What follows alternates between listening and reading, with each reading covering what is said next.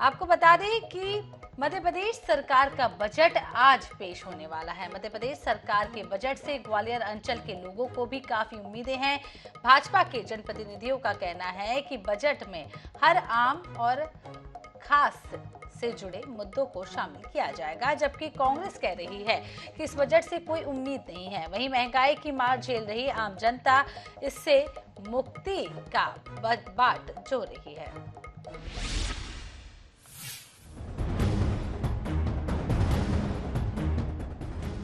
चुनावी साल के बजट से हर आम और खास लोगों को अलग अलग तरह की उम्मीदें हैं, लेकिन रोज कमाने और खाने वालों को महंगाई मार डाल रही है। ऐसे में उनकी सबसे बड़ी मांग है महंगाई से कुछ तो उन्हें राहत मिले। वो राशन ना मिलने की शिकायत करते हैं तो कोई मजदूरी बढ़ाने को लेकर मांग कर रहा है। आम जनता के हिसाब से बजट चाहता हूँ, जो आम जनता के हिसाब से बजट आए तो सब जनता को अच्छा लगेगा। है क्या होना चाहिए?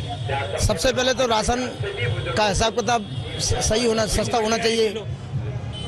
गेहूँ चल रहा है 3000-3200 का क्विंटल, उसमें रेट घटाई जाए। तेल भी चल रहा है महंगा, महंगाई कम। हाँ, महंगाई कम हो बस, कुल मिला के। हमारे कंट्रोल में हमारा राशन मिलता था, मिलता ही नहीं। 1 किलो 8 दिन कर दिया गेहूँ, तो जो राशन पानी टाइम पे मिल जाए गरीबों को। सरकार तो कह रही है कि 1 रुपए किलो मिल रहा है, तो 1 किलो तो मिल जाए। हाँ, पहले 5 एक आदमी को 5 किलो। 300 रुपये रोज की मजदूरी मिलती है, 24 घंटे की नौकरी है हमारी। हमारा कोई टाइम टेबल नहीं है नौकरी का, चार से बुला लेता सेठ हमें। तो बैंड वालों की भी हाँ, और क्या, रात को 2 बजे आ रहे, 2:30 बजे आ रहे हैं, और फिर सुबह फिर जा रहे हैं प्रोग्राम करने। भूखे प्यासे लगी हुई। कन्या की शादी में मदद करो, कन्या की शादी में मदद कर दो, और महंगाई है जो कम कर दो, और हम लोगों को तनख्वाह कम मिल रही तो तनख्वाह बढ़ा दो हमारी। सरकार की तरफ से महंगाई कम करने के लिए कोई कदम उठाया जाता है या नहीं, ये तो बजट में ही पता चलेगा। लेकिन 2023-2024 के बजट को लेकर Madhya Pradesh chamber of commerce and industries Gwalior अपना प्री बजट को लेकर ज्ञापन वित्त और वाणिज्य कर मंत्री जगदीश देवड़ा को सौंपा है। इन सुझावों पर अमल से जरूर महंगाई से थोड़ी बहुत राहत मिल सकती है। चैम्बर ने प्रोफेशनल टैक्स को समाप्त करने, आपदा विपदा फंड का बजट में प्रावधान करने सहित कई मांगों को किया है। मध्य प्रदेश के बाहर से आने वाले दलहन पर मंडी शुल्क में छूट प्रदान करने, कोल्ड स्टोरेज और वेयर हाउस को मंडी लाइसेंस से मुक्त रखने, मध्य प्रदेश में डीजल पर वैट की दर कम करने जैसी मांगे भी इसमें शामिल हैं। व्यापारी को एक बहुत उम्मीद है इस बजट से। आज रियल एस्टेट सेक्टर की बात करें तो जो स्टाम्प ड्यूटी मध्य प्रदेश में लगाई जाती है वो पड़ोसी राज्यों की तुलना में बहुत ज़्यादा लगाई जाती है। हमारे यहाँ 10 से 12% स्टाम्प ड्यूटी है, जो कि महाराष्ट्र में बहुत कम है। तो स्टाम्प ड्यूटी में कमी होनी चाहिए, जिससे रियल एस्टेट सेक्टर में एक बहुत बड़ा उठाव आने की उम्मीद रहेगी।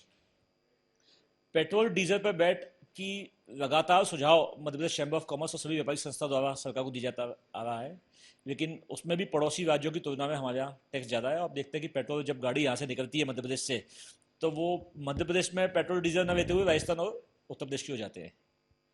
मंडी शुल्क भी हमारे यहाँ पड़ोसी राज्यों से ज़्यादा है।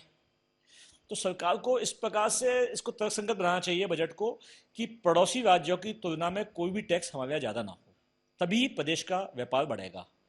कैसे हम अन्य व्यापारी को, अन्य उद्योग को हमारे आकर्षित करेंगे, जब टैक्स वहां के बराबर हो। ज्यादा टैक्स होने पे हमारा उद्योग और व्यापार दोनों पिटता जा रहा है। मध्य प्रदेश सरकार के बजट को लेकर विपक्ष नाउम्मीद नजर आता है। कांग्रेस प्रवक्ता आरपी सिंह का कहना है कि बजट से आम लोगों को ना पहले कुछ मिला है और ना अब कुछ मिलने वाला है। देखिए, मध्य प्रदेश में जहां तकरीबन 1,80,000 करोड़ या 2 लाख करोड़ मान लीजिए बजट का प्रावधान है, वहां पे 3,80,000 करोड़ या 4 लाख करोड़ का जब कर्जा हो जाए तो सरकार बैंकरप्सी की ओर हर 7वें 10वें दिन कर्जा ले रही है। ऐसे में मुझे लगता है कि सिर्फ महज औपचारिकता ही होगी इस बार बजट। निश्चित रूप से चूंकि चुनाव सामने है तो लोग लुभावना बजट लाने का प्रयास करेंगे, और भारतीय जनता पार्टी तो इवेंट की सरकार है, इसको भी एक इवेंट बनाएगी, इवेंट करके भुनाने का प्रयास करेगी। जनता को ना पहले कुछ मिला, ना जनता की जेब में अब कुछ जाएगा।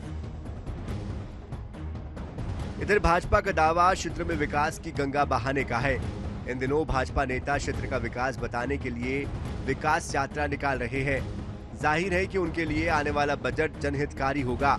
पूर्व विधायक और मध्य प्रदेश सरकार में कैबिनेट मंत्री का दर्जा प्राप्त मध्य प्रदेश बीज विकास निगम के अध्यक्ष मुन्ना लाल गोयल ये मानते हैं कि सरकार आम लोगों को लेकर ही चल रही है।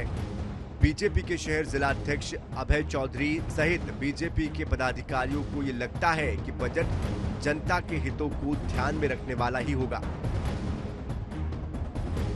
मध्य प्रदेश सरकार का बजट सत्र के लिए आज विधानसभा का बजट सत्र शुरू हो गया है और अब शीघ्र ही बजट आने वाला है। और बजट सत्र के पहले क्या अनुमान लगाए जा रहे हैं, क्या जनता चाहती है। हमारे बीच में चूंकि विकास यात्रा भी ग्वालियर पूर्व विधानसभा क्षेत्र की निकल रही है, हमारे बीच में पूर्व विधायक और कैबिनेट मंत्री दर्जा मुन्ना लाल जी सहित बीजेपी के पदाधिकारी मौजूद हैं। सर, जानने की कोशिश करेंगे जो बजट है, तो बजट के अध्यक्ष हैं अभय चौधरी साहब, किस तरीके का बजट इस बार आने वाला है? चूंकि 23 और 24 भी है, उसको देख के आएगा या कुछ और भी नया होगा उसमें? देखिए, भारतीय जनता पार्टी की सरकार जनहितैषी है और जो निर्णय लेती है वो जनता के हित में लेती है। मुझे लगता है कोई नया टैक्स लगेगा नहीं और जनता के हित में जो भी योजना है और उसके लिए बजट दे पाएंगे वो पूरे देंगे। मध्य प्रदेश का विकास हो और मध्य प्रदेश के विकास के लिए जनता के हित में जो भी बात होती है उसको मध्य प्रदेश सरकार करती है।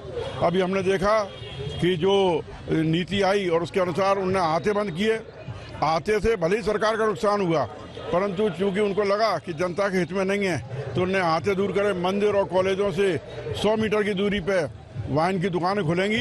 ये सब जनता के हित में जो भी लगता है सरकार को वो निर्णय लेती है। ये जनहितैषी सरकार है और माननीय शिवराज सिंह जी की सरकार लगातार इस मध्य प्रदेश में विकास कर रही है। और हम देख रहे हैं हमारे शहर में विकास यात्राएं चल रही हैं, उसमें जनता का जो रुख है।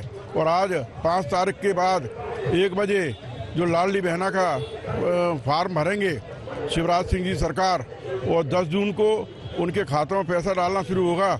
ऐसी इतनी लहर है, मैं पूरे शहर में घूम रहा हूँ और हमारी जो बहनों में इतना उत्साह है शिवराज सिंह सरकार के प्रति।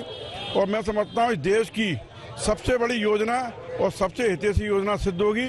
इससे एकदम से ये योजना आते ही हमारे भारतीय जनता पार्टी की के प्रति और भी लोगों का स्नेह। हमारे बीच में मुन्ना लाल जी हैं, पूर्व विधायक और बीज विकास निगम के अध्यक्ष। सर, जानने करेंगे बजट आ रहा है, चूंकि बजट विधानसभा शुरू हो गई है, तो आप जो यात्राओं में घूम रहे हो तो कुछ नई चीजें आ रही होंगी। कौन कौन से मुद्दे जोड़ना चाहिए जो बजट में भी शामिल हों, जो आम जनता से जुड़े हुए हों? देखिए, केंद्र सरकार का बजट जब भी आया है प्रधानमंत्री नरेंद्र मोदी जी के नेतृत्व में, निश्चित तौर पर वो बजट हमेशा किसानों को और समाज की कतार में जो आखिरी व्यक्ति है, जो गरीब है, उसके ध्यान में रख के किया गया है। और आप देख रहे हैं कि जितनी भी योजनाएं पिछले 40 साल में सरकार कांग्रेस की रही केंद्र सरकार में, लेकिन कभी भी गरीब और किसान के लिए काम नहीं किया इन सरकारों ने। लेकिन प्रधानमंत्री नरेंद्र मोदी जी के नेतृत्व में जो भी बजट आ रहा है उसका फोकस किसानों पर है, उसका फोकस महिलाओं पर है, उसका फोकस गरीबों पर है। तो ये जनता की धुरी किसान, मजदूर और आम गरीब आदमी ये है, और इसी को ध्यान में रखे बजट लाया गया है। प्रदेश सरकार की नई योजना आने वाली है, करीब 1 करोड़ महिलाएं लाभान्वित होंगी पूरे प्रदेश के अंदर। लाडली बहना योजना, इस योजना में प्रत्येक परिवार में जो भी हमारी गरीब बहन है, परिवार में 1 सदस्य हो, 2 सदस्य हो, सभी को 1000 रुपये मिलेगा और निश्चित तौर पर इससे हमारी महिलाओं को ताकत मिलेगी। तो मैं समझता हूं कि केंद्र का बजट जो आने वाला है वो बजट किसानों के लिए हितकारी होगा, गरीबों के लिए हितकारी होगा और क्षेत्र के और ग्वालियर के प्रदेश के सर्वांगीण विकास के लिए हितकारी होगा। भारतीय जनता पार्टी ने हमेशा विकास के बारे में बात की है और सदा पिछले भी बजट आए हैं जनता की भलाई के लिए बजट की है, और इस बार भी बजट हमारा बहुत अच्छा आएगा। मैं भारतीय जनता पार्टी शहीद भगत सिंह मंडल पिछड़ा मोर्चा का अध्यक्ष हूँ और मुझे अपने प्रधानमंत्री से और हमारे मुख्यमंत्री जी शिवराज सिंह चौहान जी बहुत उम्मीद है कि बहुत ही अच्छा बजट आएगा।